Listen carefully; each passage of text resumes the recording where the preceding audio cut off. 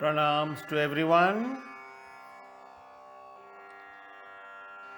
This is part 4 of the series of videos that we are doing about the books that inspired, uplifted and transformed me.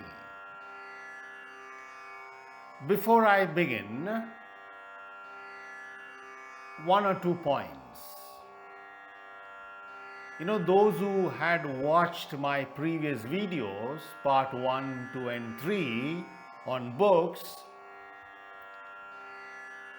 they were suggesting that I go into some details about each book, talk about the books, the contents of the book, or the books that I'm talking about. But then, the purpose of these videos, these series of videos, is just to introduce the various books to all of you. This is just an introduction to the various books. That's all.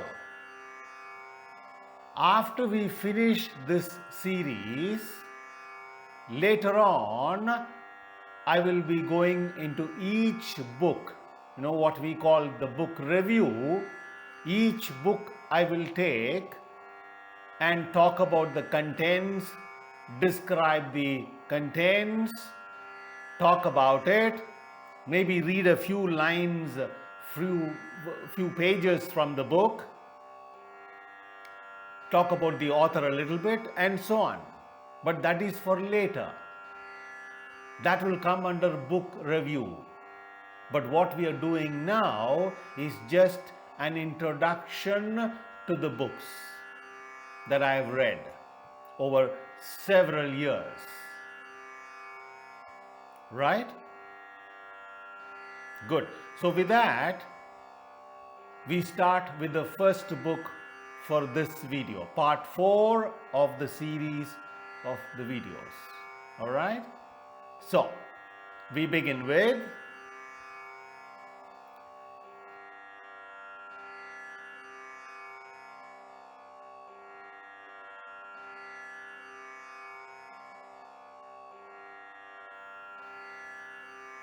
Apprenticed to a Himalayan Master, a Yogi's Autobiography, written by this amazing person, Sri M. Now, in this life, Sri M was born into a Muslim family and his parents named him Mumtaz Ali. But then the previous lives, vasanas and samskaras started awakening in him, and by the time he was around 19 years old, he left home where he was staying in Trivandrum, went towards the Himalayas in search of his guru. And after a long search, one fine evening in the Himalayas, he comes face to face with his guru, the great Maheshwarnath Babaji, who was himself a disciple of Mahavatar Guru Babaji. So that's how Sri M finds his master, his guru, and he lives with his guru for about 3.5 years, goes through several experiences, spiritual, transcendental, and so on, travels in the Himalayas with his guru, meets other enlightened beings. And so this book, Apprenticed to a Himalayan Master, a Yogi's Autobiography, is the life and travels and other details of Sri M's life. It's a very, very interesting book. Thrilling, spiritual classic. In fact, in one of those chapters of this book, When he and his guru, Maheshwanath Babaji, were sitting in a cave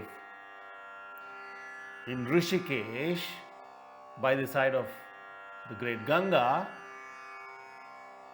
Sri M meets another being from another solar system somewhere in the Milky Way galaxy. And later on, Babaji explains to Sri M that this being who came is from a world called Sarpaloka. He had come to meet Babaji. Yeah, very difficult to believe, but that's what happened.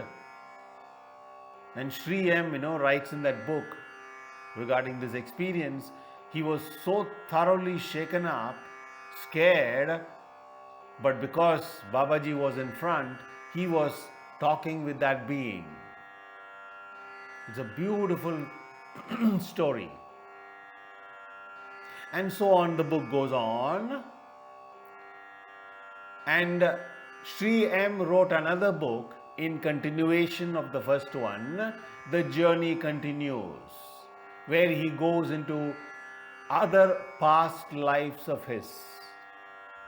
It's a very thoroughly interesting books. Both these books, a Yogi's Autobiography and The Journey Continues. These two books inspired me tremendously. And of course, later on, we were fortunate enough to meet Sri M when he came here, and many other things. So this book, make a note of it and try to read this book. The next one.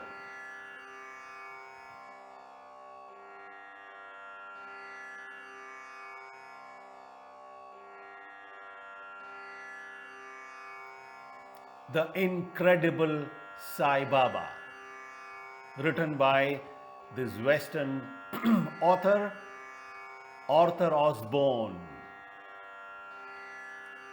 In fact, Arthur Osborne was with Bhagavan Ramana during Bhagavan's times, and he also wrote a biography of Ramana Bhagavan. So here in this book, The Incredible Sai Baba, it's about Shirdi Sai Baba, the great Shirdi Sai Baba. Many things which we may not have heard in other, books and so on, you can find that here. What a life, what a great being Shirdi Sai Baba was. And so this book, The Incredible Sai Baba, is about the life and times and teachings of the great Shirdi Sai Baba. And maybe some of you know Shirdi Sai Baba left his body in the year 1918. Great being. So, that's another book that inspired me. The next one.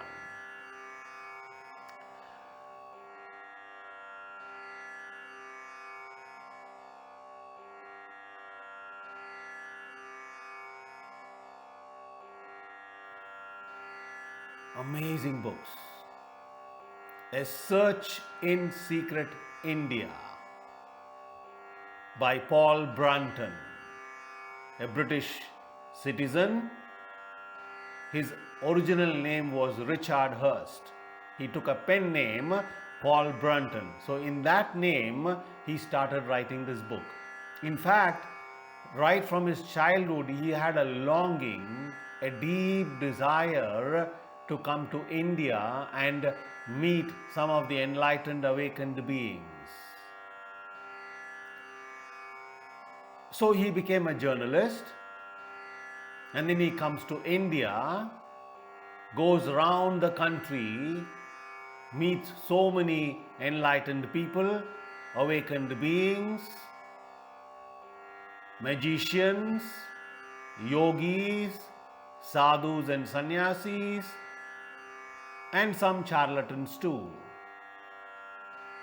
So there are two incidences I want to point out.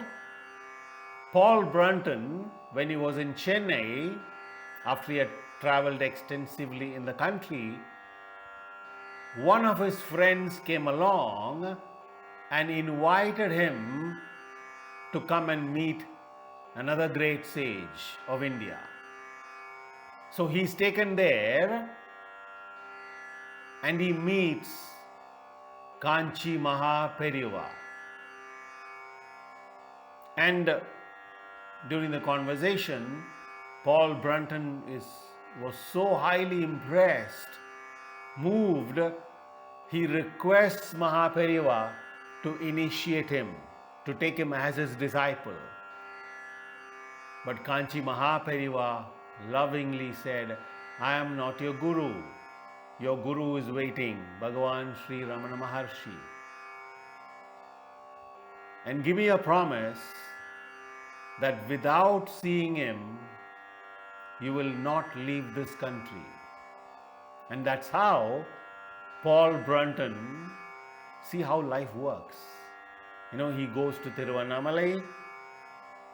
Another friend of his takes him there, meets the great Ramana Bhagavan, stays there with him for a few days, and all the questions he had in his mind, being an intellectual and a journalist, he had so many questions to ask. But in Bhagavan's presence, all those questions simply dissolved. And then after a few days stay, he again travels around the country and once again comes back to Bhagavan Ramana and stays there for a long time. And there he goes through several experiences, awakening experiences. Amazing, fantastic book. In fact, this book, after it was published, I'm talking about the 1930s, middle of 1930s, late 1930s, when the book was published. Thousands and thousands of foreigners who had read this book, they came to Ramana Bhagavan. Flooded. Even so many people living in this country, they were hearing the word Bhagavan Sri Ramana Maharshi only through this book. So this book, contributed so much in bringing thousands and thousands of Westerners, devotees, spiritual seekers to Tiruvannamalai to be with the great Bhagavan Ramana. So after his stay in Tiruvannamalai, Paul Brunton goes back to his country and once again begins to travel around the world. And in one of his travels, he goes to Egypt. And taking the Egyptian government's permission, he goes into the Great Pyramid, the Pyramid of Giza. Goes to the middle of the pyramid, right in the middle, the king's chamber, and stays there in the king's chamber in the pyramid alone for one full night. And all those experiences, he writes that in his another book, A Search in Secret Egypt. Fantastic book again. He goes through a lot of psychic and occult experiences which you can read in that book. And in that area, Egypt, Cairo area, he also comes across, Mahatmas, awakened beings, and one of them, of course, he is not allowed to take a photograph of that yogi, but he is permitted to take the photo of the eyes of the yogi, which is there in the book. My God, what eyes! Brilliant, powerful. And Paul Brunton gives the name in his book to this yogi, Ramak Hotep. I read these books several years ago, maybe 2, 3, 4 times, I don't know. Very captivating. The way Paul Brunton writes, he knows how to write. Beautifully written books. So these two books, of course he has written other books also, but these two inspired me a great deal. The next one,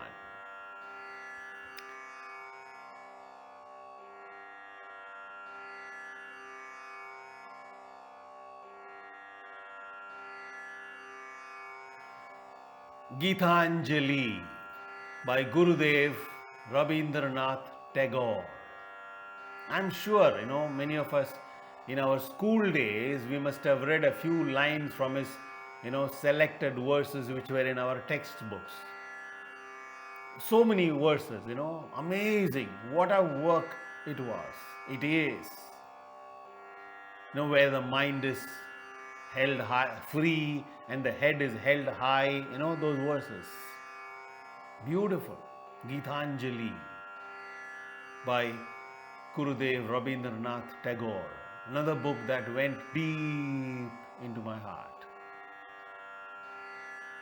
So, the next one.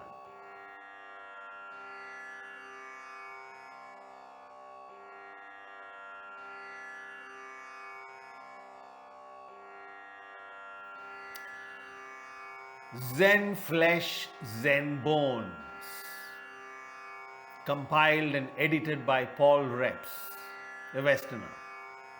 So this book has short stories, Zen stories, Buddhist stories, ancient traditional stories, lovely, beautiful stories. And the whole book is based on Zen teachings, wisdom teachings of the Zen masters. Each story is beautiful, simple words, and some of those, we say in Zen, koan, puzzle. This book contains that also. Zen Flesh, Zen Bones. Beautiful book. Another book that touched me very deeply. The next one.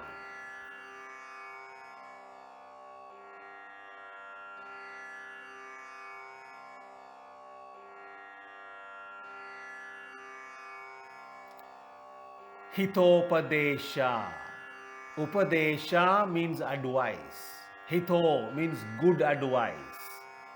Hitopadesha was written by Pandit Narayana, and the historians date this work somewhere between 800 and 900 AD. We don't know the exact date, but sometime during that time. And Hitopadesha contains lot of stories, animal stories, human stories, plenty of stories with its own moral. And much of those teachings from Hitopadesha I had taken, compiled, edited and put in my book, Beyond Personality, long time ago. Beautiful book, lovely reading. Along with the stories of animals and so on, you get the moral, friendship, so many things. Beautiful reading. Another book that really touched me. The next one.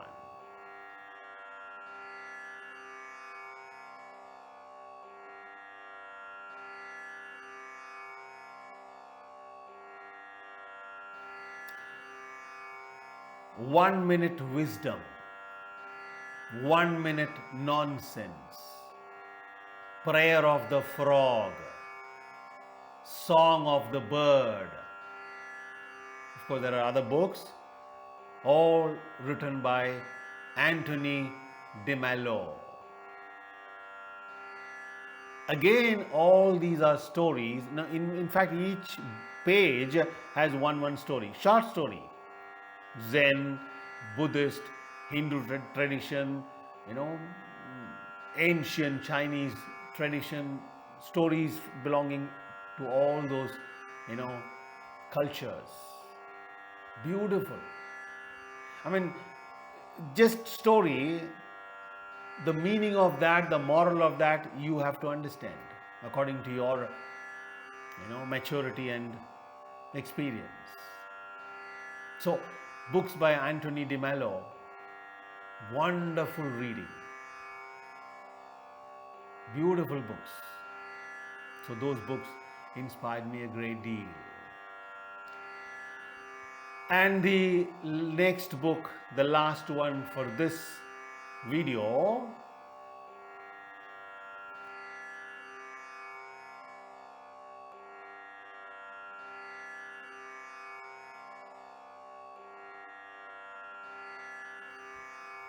The Mystique of Enlightenment.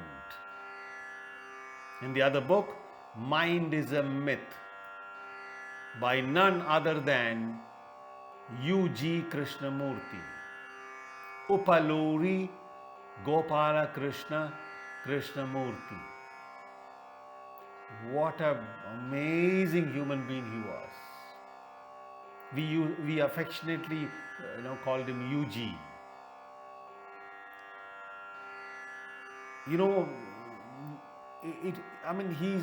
We used to call him the Master Blaster. He would destroy all images you have about everything, especially spirituality, enlightenment, awakening experience, and so on and so on and so on. Completely wipe out all that. Including his own teachings, he would wipe out. When he was around 49 years of age, sitting on a park bench somewhere in Sannen, Switzerland, and that evening he was overhearing the talk that was given by Jiddu Krishnamurti. And as he was listening to the talk coming over the speakers, suddenly he realized that Krishnaji's description was exactly fitting his own experience. And something happened to him physically, physiologically, psychologically. There was an explosion, an awakening. Whatever you want to call it, enlightenment, it doesn't matter. And then his body, physical body, every cell in his body began to transform. It's an extraordinary life. Extraordinary. You know what Yogi used to say? There is no such thing as enlightenment. There is no such thing as self-realization. And a lot of people asked him, why? This whole culture and country is only about that. And Yogi would say, yes, but there is no such thing as enlightenment. There is no such thing as self-realization. You know why? Because there is no self. There is no me. There is no you. There is no entity there to realize himself or herself. There is nobody there. There is nothing there. What is the natural state of man, natural state of the universe. Nobody there to realize. And therefore, from that point of view, there is no enlightenment. Who has to be enlightened? Is there a person there? And I had the fortune to be with Yogi at least for 2-3 days, a few years before he left his body in the year 2007. When he came to his friend's house in Bangalore, we went there and I was with Yogi for 2 or 3 days. Yogi would sit on the sofa and I would sit on the floor next to him. And one day, for some reason or the other during the conversation, suddenly he looked at me and said, "Everything is there. Everything is there." I was just looking at him, jaw-dropped wonder.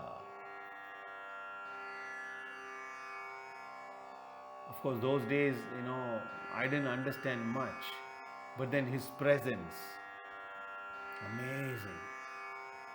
Now I think I do understand what Yogi was trying to say. And there's one more incident about Yogi. When he was young, a spiritual seeker, Somebody told him there is a great sage in Tiruvannamalai, Bhagwan Sri Ramana, why don't you go to him?